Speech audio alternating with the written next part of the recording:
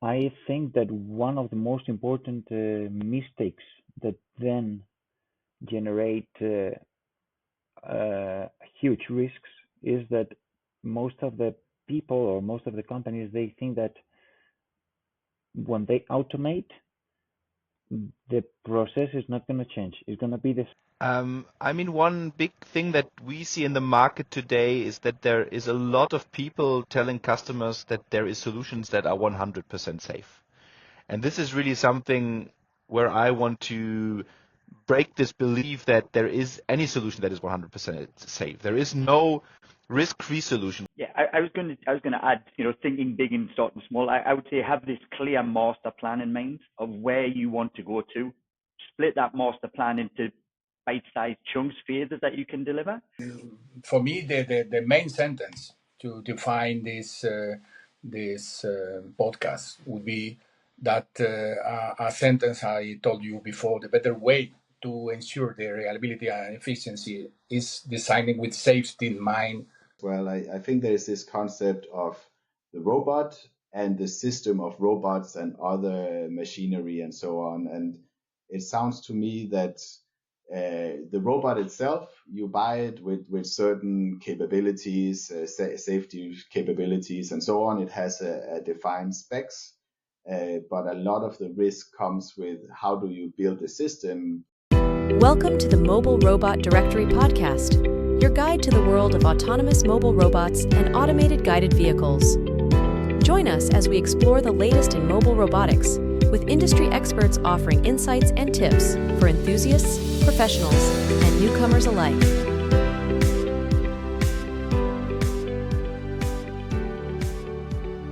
So welcome to the Mobile Robot Podcast, episode 2. We are here with Javier Miguélez. Hey, Javier. Hi, good morning, Emil. How are you today? Yeah, good.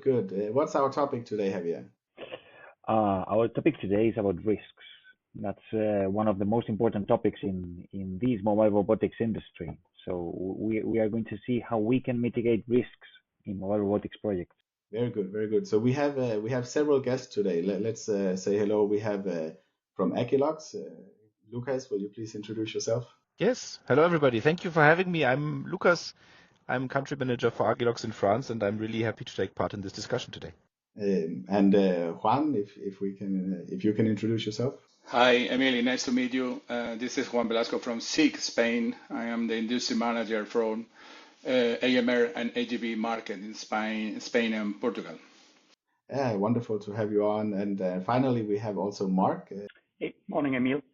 Mark Buckland, Global Advanced Automation Engineer for Mars Wrigley. Wonderful. Great to have you guys on. So, Javier, why don't you kick us off and start with the first part of how do we get into the risk associated with mobile robots?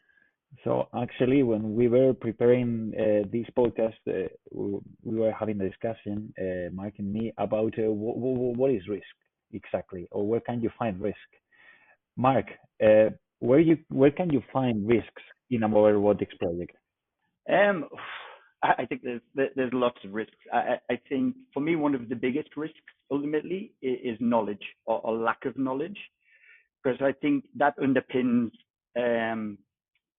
a lot of the risks around safety, the risks around project delivery and project success.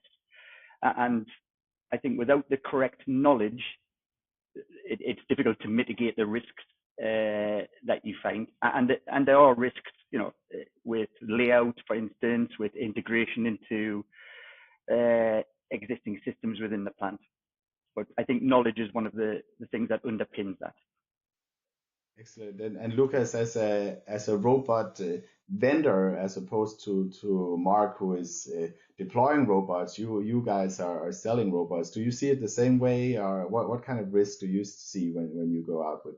One big thing that we see in the market today is that there is a lot of people telling customers that there is solutions that are 100% safe.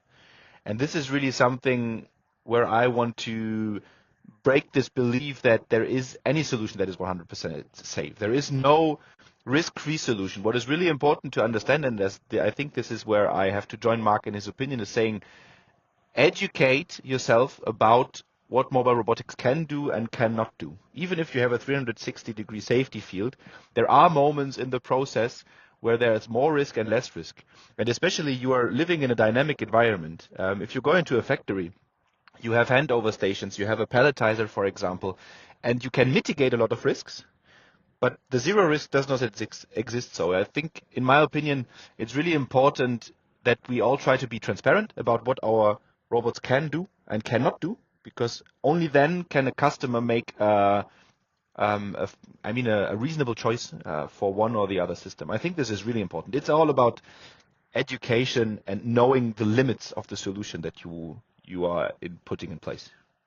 Yeah, for sure. Safety jumps to the top of mind when we're talking about risks in robotics projects of all kinds. And Juan, you are the resident safety expert here, or at least you represent a company that makes a lot of safety sensing and control systems and so on.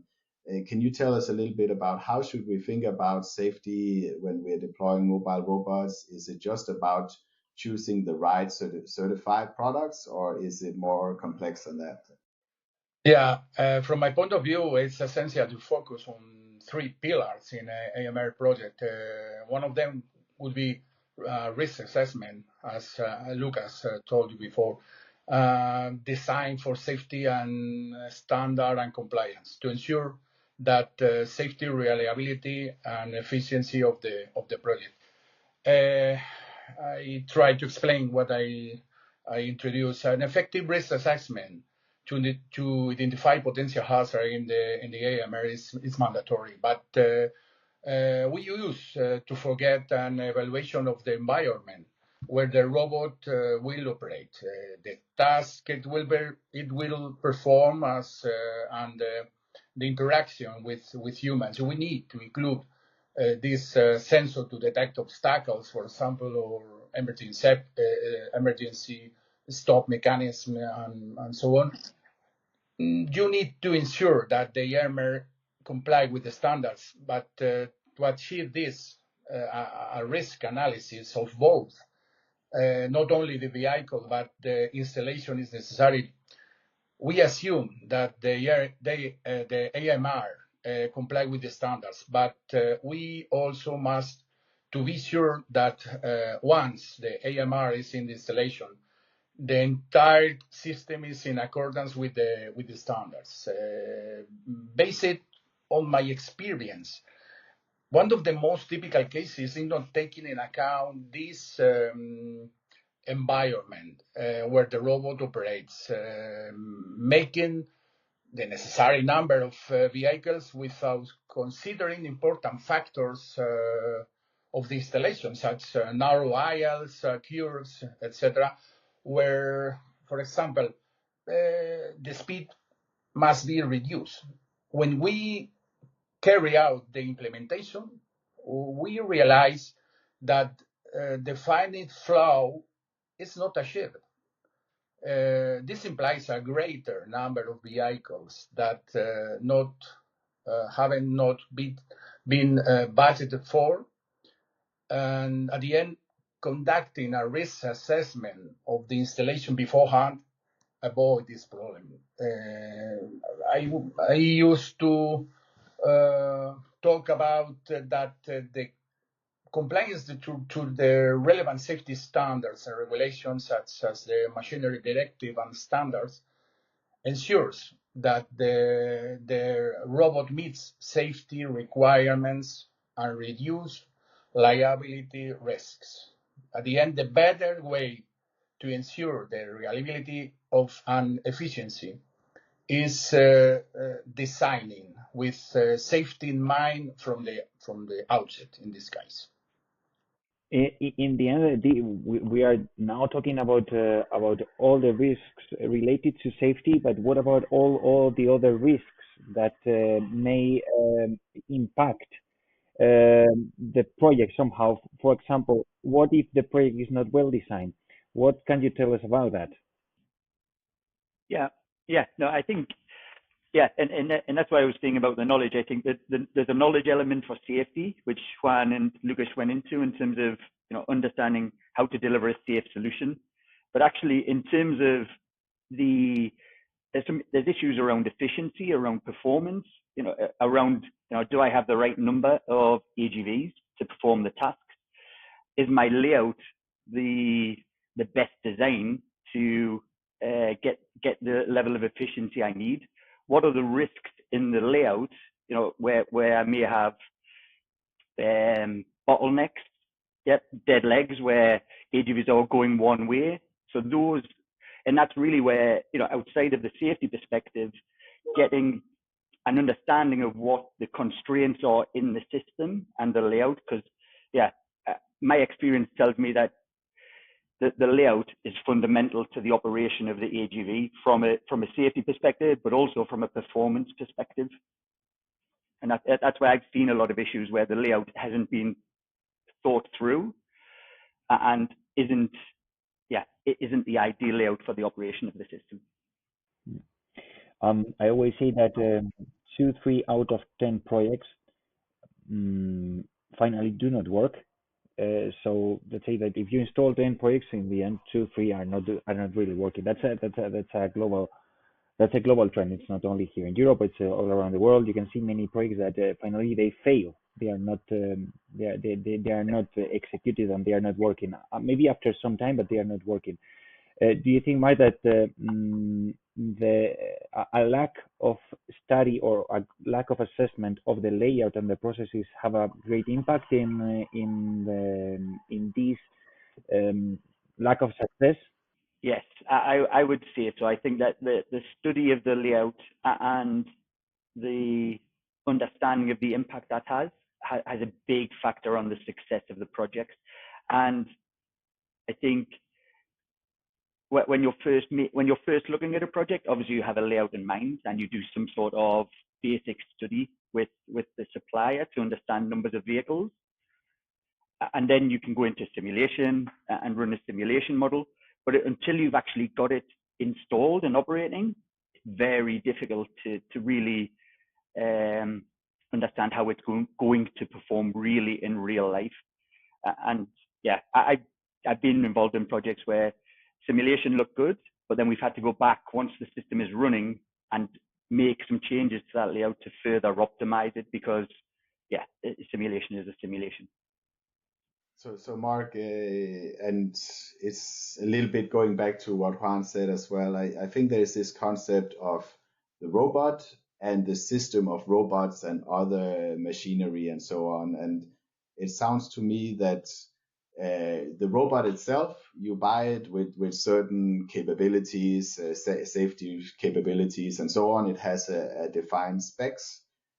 But a lot of the risk comes with how do you build a system, not just safety, but also performance and design and so on. So there's a lot of the risk that actually is coming from the design process at the system level. And Lukas, I'm interested to hear about how do you guys work with this idea of the system and do you help customers manage not just safety, but do you also help them with design and figuring out how to not be one of those projects that end up not performing? How do you think about systems when you go about selling the robots? Mm.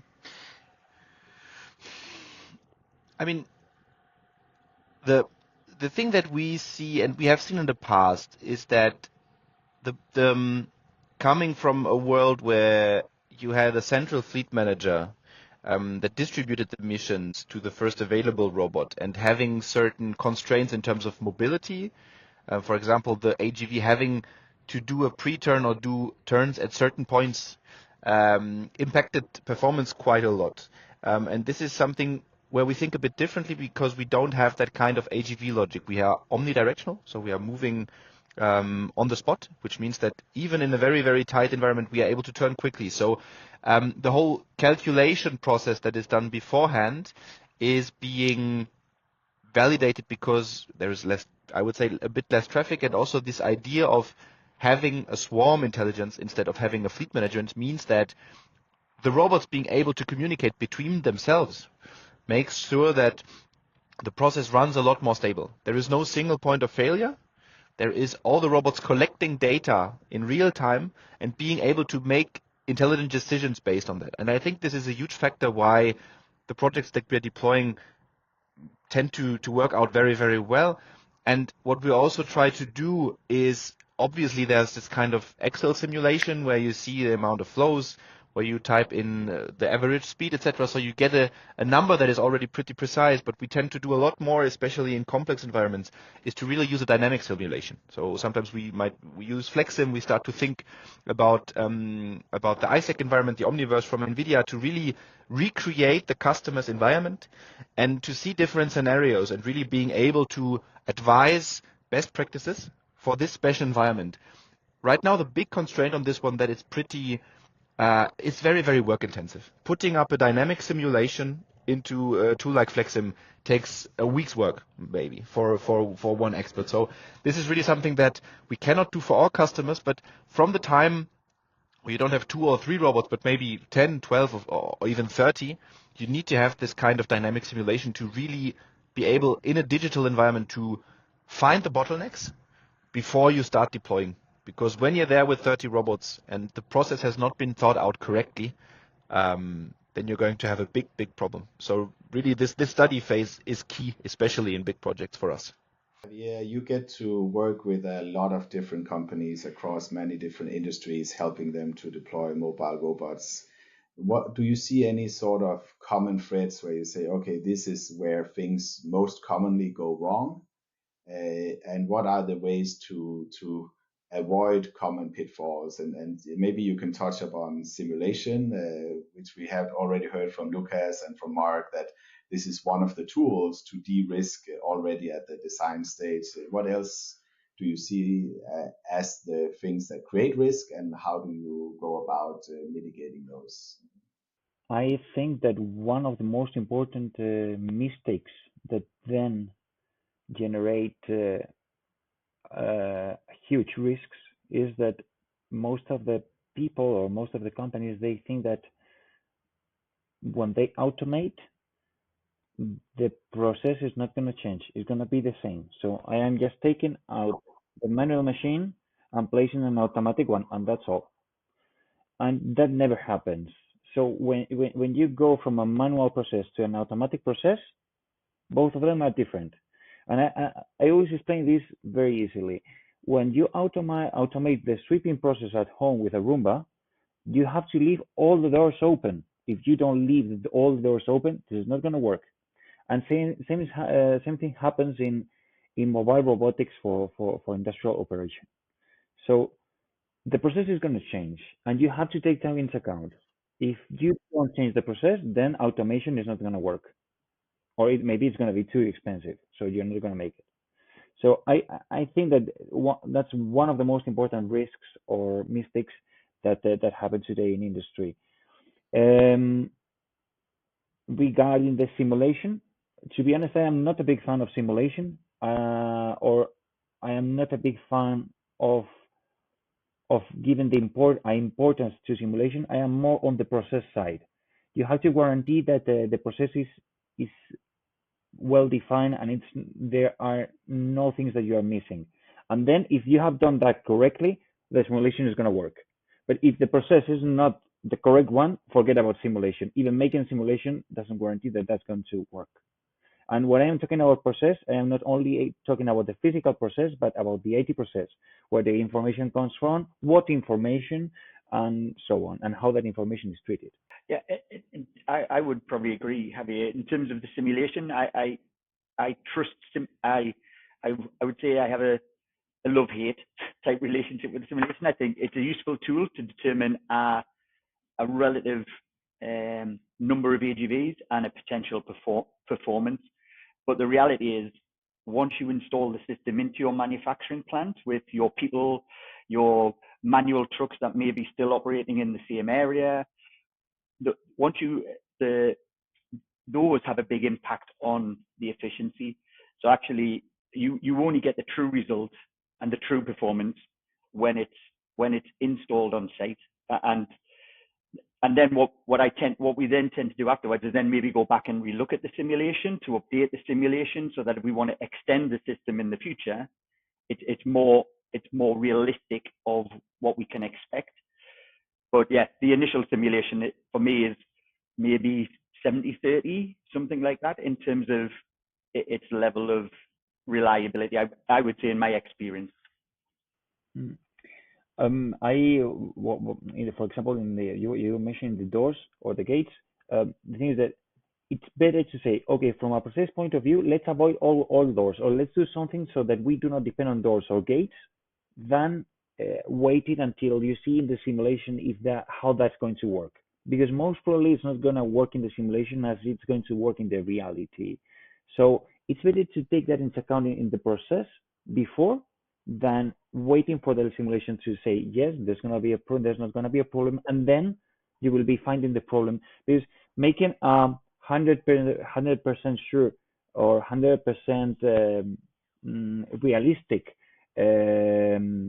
detailed twin is extremely difficult, and it takes so much time. You have many different inputs.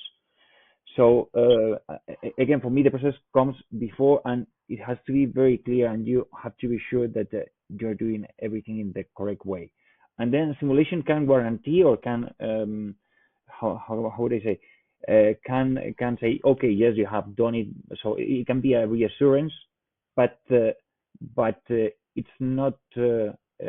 I mean, that the simulation says yes, it's okay, doesn't guarantee that the reality is going to be that way. I think that is really something that is going to be a lot easier in the future, because we see it. We are working a lot with NVIDIA on this Omniverse and the Isaac simulation. So today we are able to replicate the complete functionality of the robot, everything with its sensor scanners, and SICK has done a really great job of enabling vendors like us to get this scan data replicated in a digital twin, and having this digital twin being able to replicate a customer's environment from the ground up. I think this is going to change a huge lot in the future, because this gives you the ability to really identify as close to reality as possible without putting anybody on the floor. But I agree with Javier that it's always best to start at the root, at the process. And this is why I think there is no project that we will start to deploy without having seen the site. I think it's really important, between a DWG plan or some photos and really seeing the plant, just seeing the floor conditions, being able to identify bottlenecks by, it's like Alfredo, the other colleague on LinkedIn that does a lot of stuff on LinkedIn. He says, just try to put yourself in the perspective of the robot when you visit the site. How does it turn? How does it navigate? And I think, and we're coming back to the first point that Mark made, in my opinion. It's about knowledge and building this kind of AMR brain, AGV brain, to understand how the technology works. And if you have that ability, then projects are going to run a lot smoother. There is one last point that I thought about when I heard you. The discussion is the risk of acceptance from the teams on site. And this is something that we are really working on, because this is, especially I'm responsible for the country of France, and you all know that France is known a bit more for its strike culture. The fact that robots are getting sabotaged in the first days of deployment because nobody told them that robots were coming. I think one very big risk in AGV projects today that is completely underestimated is the fact that you have to take the stuff by the hand from the day one. When you start talking about AGVs, you have to take them by the hand and say, okay, these AGVs are here to make your life easier. So Juan, following up on this, I think it's a really good topic, right? We covered the risk in the design process and how we can use simulation to do the better planning and so on. But post deployment, how do we make sure we get acceptance? What are the risk mitigation processes that are ongoing and sort of important to succeed after the robots have arrived? Yeah, regarding, as Lukas said, we are considering that this fleet manager should be adhere to the VDA 5050 standard. so that all the existing AGVs in the installation and the new AMRs are able to communicate under a single standard. I consider that all of the manufacturers are working on it, not only SIG, but robotics or Navitec or wherever. And we need to be sure that all of us adhere to this standard to communicate all of the AGVs and AMR in the installation. Yeah. Mark, do you have any advice for people who would want to deploy mobile robots specifically for the first time and thinking about it from the human aspect, right? Now we leave the technology for a second and we say, how do I get my people on board with this? What kind of training do I need? What kind of competences do I need to build up? Yeah, I would say if you're looking to do this for the first time, realize you don't know everything, and seek help. Seek external help with people that have done this before, with experts, or do some benchmarking if you have these already at sites within the company you're working at. I think from getting people on board, it's about this education piece. Involve them early. Involve them early in the reason you're doing this project. We're not necessarily doing these projects to remove people from our operation. The idea is we're doing these projects to remove non-value added tasks. These people can do more than just sit on a truck and move pallets from A to B. Yeah, we can get vehicles to do that for us. So, we will need people to support them, maintain them, get them involved in this is what your role could be like in the future if we did deploy this. So then everyone's on board in terms of the point of, yes, this is a good project for the site. But then this education piece around, this is how they operate. These are the constraints. You shouldn't, ideally, they're safe around people, but we're not expecting people to stand in front of them on their truck routes because that's going to perform it. So it's this awareness piece and education piece of everyone as you start building the story for why you're putting the AGVs in, but then also what the future will look like with AGVs in. And I think Javier mentioned around the operation will change, workflows will change, and the people will have to change in terms of how they work as well.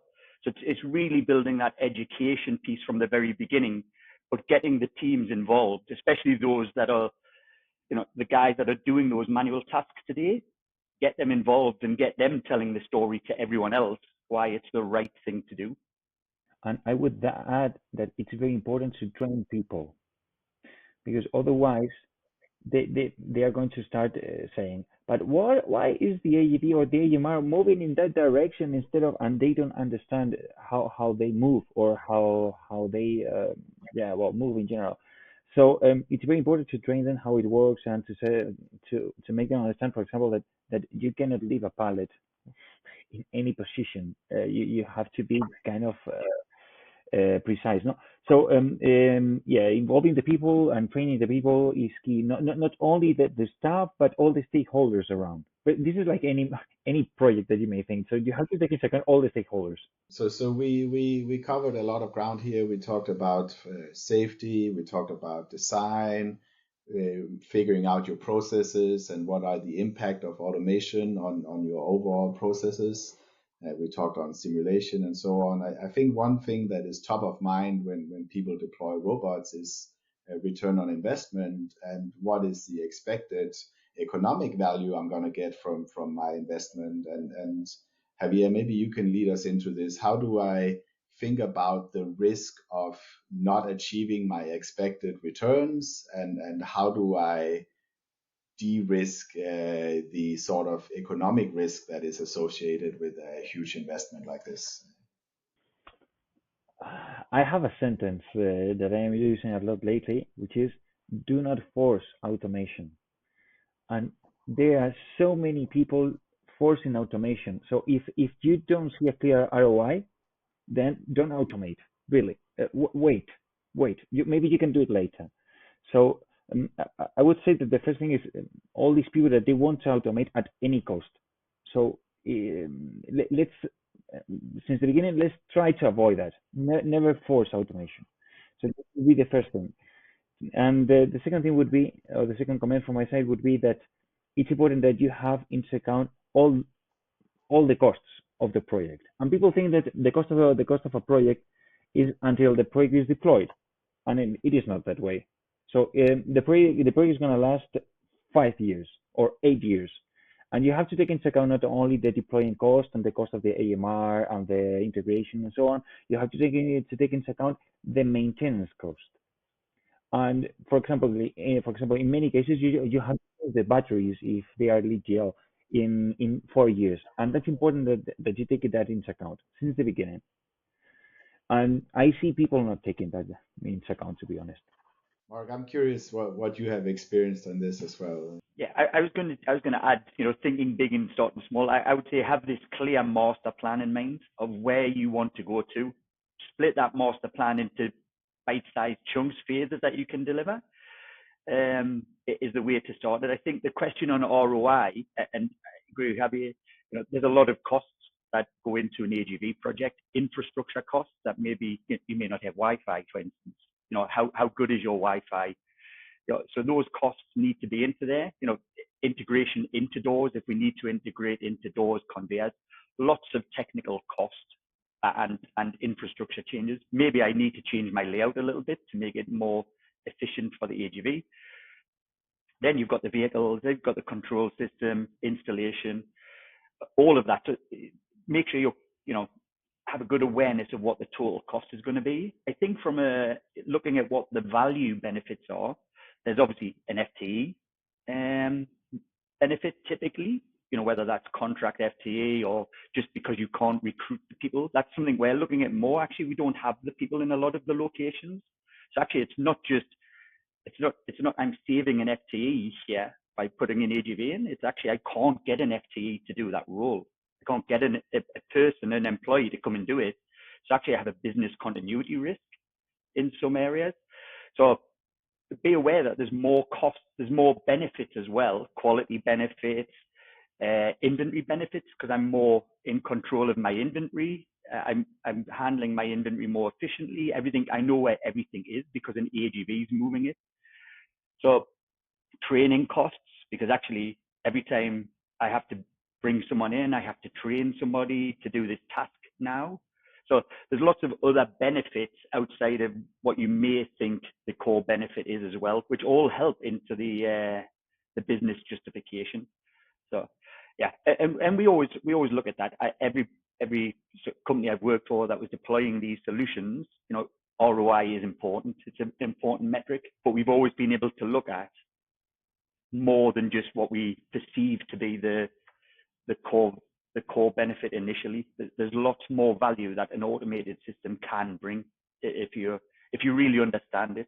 This has been really good, guys. We covered a lot of ground here on the topic of how to manage risk in a mobile robot deployment.